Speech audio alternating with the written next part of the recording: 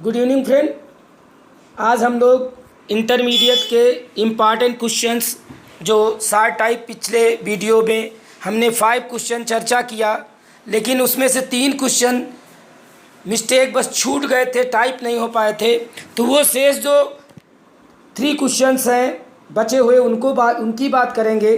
और आज 2 इस लेसन से जो बहुत इंपॉर्टेंट लॉन्ग टाइप क्वेश्चन हैं 2 हैं, उनकी चर्चा करेंगे। सबसे पहले हम बात करते हैं 5 क्वेश्चन के आगे शार्ट टाइप में। तो ये है आपका, what did M Hamel say about language and its importance. M Hamel ने भाषा और उसके महत्व के विषय में क्या कहा था। तो M Hamel said that the French language was the most beautiful language in the world. M Hamel ने कहा था कि फ्रेंच लैंग्वेज, यहाँ पर जो अबाउट लैंग्वेज है यहाँ फ्रेंच भी होगा। आप लोग बुक से इस क्वेश्चन को रेक्टिफाई कर लीजिएगा। फ्रेंच लैंग्वेज, तो ये हो जाएगा mister M Hamel said the French language was the most beautiful language. Mister M Hamel ने कहा फ्रेंच लैंग्वेज, फ्रांसीसी भाषा विश्व की सबसे खूबसूरत भाषा है, भाषा थी। इन द वर्ल्ड, विश्व में, द क्लियरेस्ट, साफ सुथरी, and the most logical language, और सबसे तार्किक भाषा है।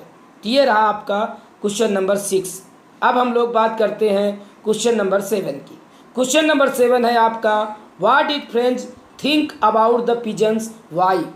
फ्रेंच कबूतरों के बारे में क्या सोचता है। अगर आपने पूरी स्टोरी पढ़ी होगी तो आपको पता होगा कि जो पिजन्स स्कूल में थे वो किस तरह से मीठी आवाज़ में गाते थे, और उनको ये लगता है कि जब वो फ्रेंच भाषा के स्कूल में थे तो रियली फ्रेंच भाषा की बात कर रहे थे।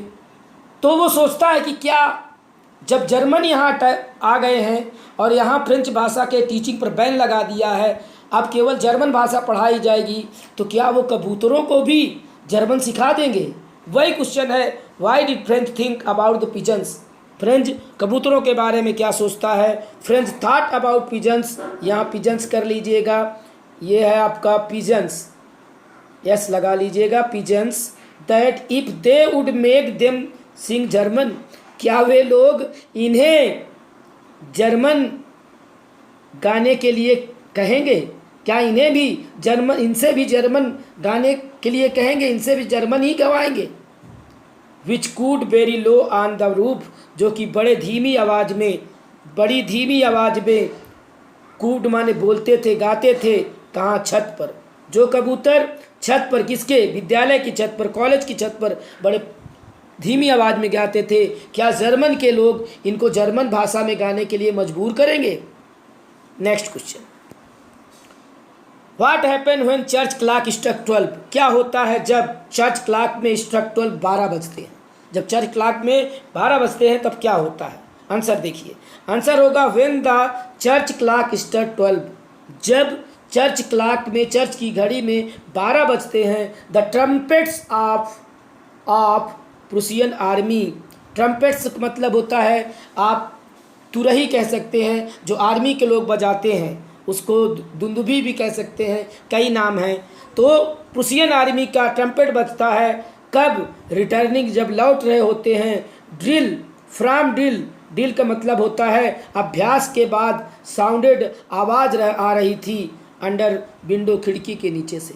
ये उस कंडीशन की बात जब फ्रेंच विद्यालय में था, तो जब गिरजाघर की घड़ी में 12 बजते हैं तो प्रूसियन आर्मी जब ड्रिल करके, अभ्यास करके वापस आ रही थी, तो उसके दुंदुभी की आवाज़, ट्रम्पेट की आवाज़ खिड़की के नीचे से आ रही थी। ये हुआ आपका लॉन्ग टाइप क्वेश्चन। अब हम शॉर्ट टाइप क्वेश्चन, मैं बात करता हूँ लॉन्ग टाइप क्वेश्चन की। तो ये है आपका long type question. First question है, why was French running towards. ये एक शब्द है, आप लोग इसको रेक्टिफाई कर लीजिएगा, टूवर्ड्स स्कूल, ये होगा towards school that day. French school की तरफ दौड़ते हुए क्यों जा रहा था। What did he notice during the way, उसने रास्ते में, यात्रा के दौरान क्या देखा। तो फ्रेंच वाज रनिंग, ये है आपका, French was running towards school, towards एक साथ है, देख लीजिएगा, towards the school because he was late. तो फ्रेंच स्कूल की तरफ क्यों दौड़ रहा था? क्योंकि उसे देर हो गई थी। And in great dread of scolding, great means बहुत अधिक, ड्रेड का मतलब है यहाँ पर, ड्रेड का मतलब भय, और उसको बहुत अधिक ड्रेड था, भय था, फियर था, स्कोल्डिंग डांट खाने का, स्पेशली खास कर because his teacher M Hamel, क्योंकि उसके शिक्षक एम एमल ने हैड सेड कहा था that he would question them, वो उनसे प्रश्न करेगा ऑन पार्टिसिपल्स पर, क्योंकि उनके टीचर एम एमल ने कहा था कि वो उनसे पार्टिसिपल पर प्रश्न करेंगे, अर्थात पार्टिसिपल पूछेंगे।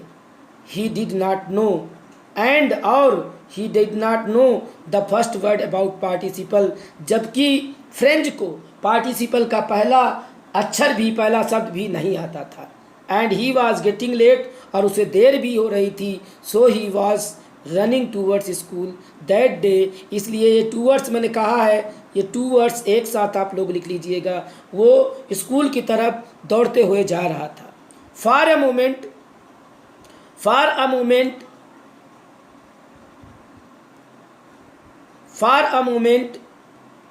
ही थॉट ऑफ रनिंग अवे, एक पल के लिए वो सोचता है कि वो भाग जाए। कहाँ से भाग जाए? अर्थात विद्यालय न जाए। And spending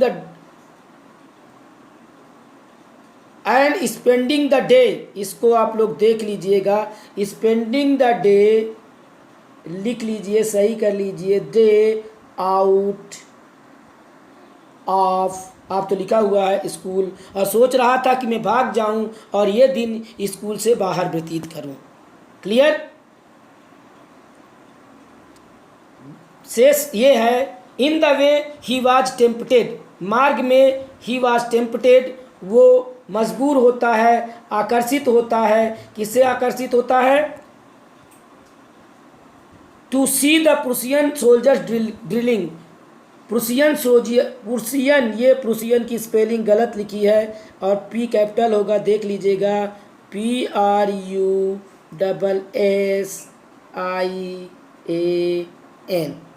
प्रुसियन। क्लियर? तो ये हो जाएगा प्रुसियन सोल्जर ड्रिल, वो प्रुसियन सिपाही के अभ्यास को देखकर आकर्षित होता है। एट ओपन फील्ड, खुले मैदान पर, जब वो रास्ते में जा रहा था तो खुले मैदान पर प्रुसियन के सैनिक अभ्यास कर रहे थे, ये देखकर वो आकर्षित होता है। द बर्ड्स वेयर चिरपिंग, और क्या हो रहा था? द बर्ड्स वर चिरपिंग, पक्षियाँ चहचहा रही थी। At the edge of the woods, यहाँ पर एज माने होता है छोर पर, किनारे। वुड्स का मतलब यहाँ जान लीजिए, आप लोग जानते हैं वुड मीन्स जंगल होता है, लेकिन अगर इसको वुड मीन्स लकड़ी होता है, वुड मीन्स लकड़ी होता है, लेकिन जब इसको वुड्स कर देते हैं तो इसका मतलब हो जाता है जंगल, जिसे आप इंग्लिश में फॉरेस्ट कहते हैं। तो वुड का प्लूरल वुड्स जब हो जाता है तो इसका अर्थ हो जाता है जंगल। तो वो जंगल के अंत में पक्षियाँ चहचहा रही थी जंगल के छोर में। It was all much more interesting, ये थोड़ा सा आप यहाँ भी देख लीजिएगा, ये शब्द जो है ये है इंटरेस्टिंग।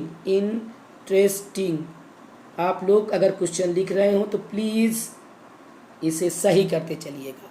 तो it was interesting than the rules of participle, और ये उसके लिए पार्टिसिपल के रूल की अपेक्षा आकर्षक था।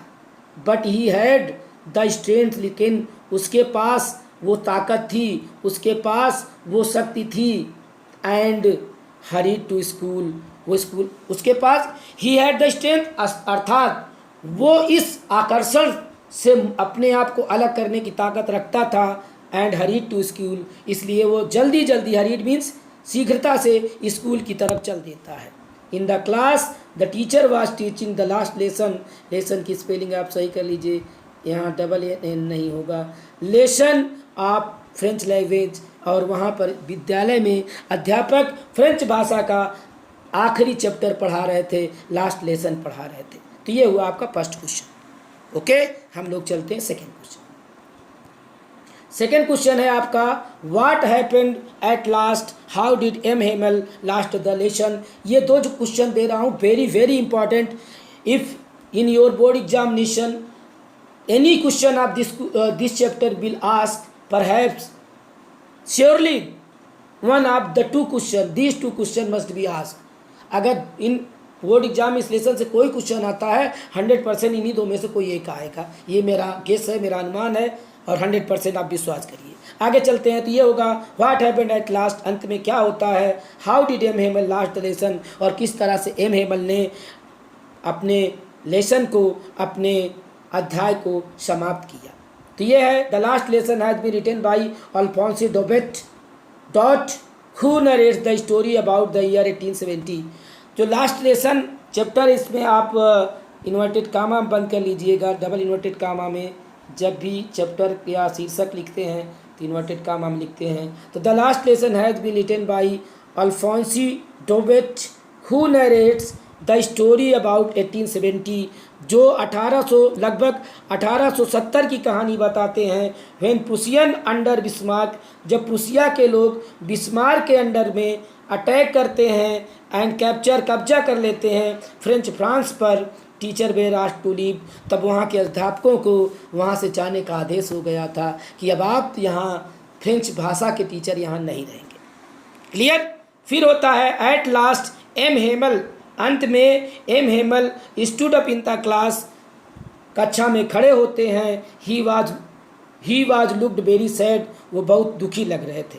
किसी भी टीचर के लिए बहुत दुख की घड़ी होती है। जिस विद्यालय में वो 40 साल तक काम किया हो, आज उस विद्यालय से उसको जाने के लिए अचानक से कह दिया जाए तो ये बहुत बड़ी बात होती है। तो he was looked very sad, वो बहुत दुखी लग रहा था। He tried to say something एक साथ है, लिख लीजिएगा, से समथिंग, वो कुछ कहना चाहता था, बट समथिंग ये भी एक साथ लिखिएगा, चोक्ड हिम हिज थ्रोट, लेकिन कुछ ऐसी चीज़ें थी जो उसके गले को रूंध देती है, बिल्कुल सुखा देती, वो कुछ बोल नहीं पाता।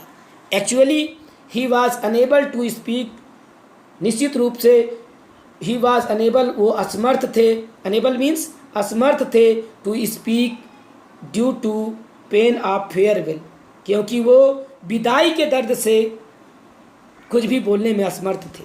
Because he had been there in the same school for 40 years and now he is missing all aspects of the school as garden, classroom, trees, जैसे कि तो because he had been there in same school for 40 years, क्योंकि इस विद्यालय में वो 40 साल तक रहे, and now he is missing, अब वो याद कर रहे हैं, उनको याद आ रहा है, all aspect around the school, school के चारों ओर जितने ऑल एस्पेक्ट मीन होता है, तत्व हैं, चीज़ें हैं, सब उसको याद आ रही हैं, जैसे कि गार्डन हो, चाहे गार्डन हो, क्लासरूम हो, ट्रीज़ हो, या ट्रीज हो विच ही हिमसेल्फ प्लांटेड, जिन्हें उसने स्वयं लगाया हो। ही आल्सो फेल्ट गिल्टी, उसे थोड़ा सा guilty for ignorance in studies, और जो उसने पढ़ाई में, अध्ययन में लापरवाही की थी, उसका भी उसे अपराध बोध हो रहा है, गिल्टी महसूस हो रही है। Then he turn back to the blackboard, उसके बाद वो ब्लैक बोर्ड की तरफ मुड़ते हैं, took piece, PIECE, piece की स्पेलिंग होगी PIECE, पीस, सही कर लीजिएगा आप लोग, पीस ऑफ ए चॉक, एक चॉक की पीस लेते हैं, wrote as large as he could, और उसे जितना बड़ा से बड़ा हो सकता है उसको बोर्ड में लिखते हैं, और क्या लिखते हैं, वीवा ला फ्रांच, फ्रेंच भाषा का आखिरी चैप्टर है। He made a gesture to us with hand, और इसके बाद वो हम लोगों की तरफ हाथ से इशारा करते हैं और बोलते हैं स्कूल इज़ डिसमिस्ड। यहाँ पर आप लोग थोड़ा देख लीजिएगा, ये जो इन लिखा है ये इन नहीं है, इज है, तो ये हो जाएगा school is dismissed, you may go, आप जा सकते हैं। तो ये थे मेरी तरफ से शॉर्ट टाइप इम्पॉर्टेंट क्वेश्चन और लॉन्ग टाइप इम्पॉर्टेंट क्वेश्चन इस लेसन से रिलेटेड, और मैंने इनका अपनी तरफ से बेहतर एक्सप्लेनेशन करने की कोशिश की। अगर आपको हमारा वीडियो पसंद आता है तो प्लीज़ इसे अधिक से अधिक दोस्तों तक शेयर करिए, अधिकतर लोगों तक पहुंचाइए, और please help me to become a good teacher, एक अच्छा अध्यापक बनने में मेरी मदद करें। Thank you, thanks for watching.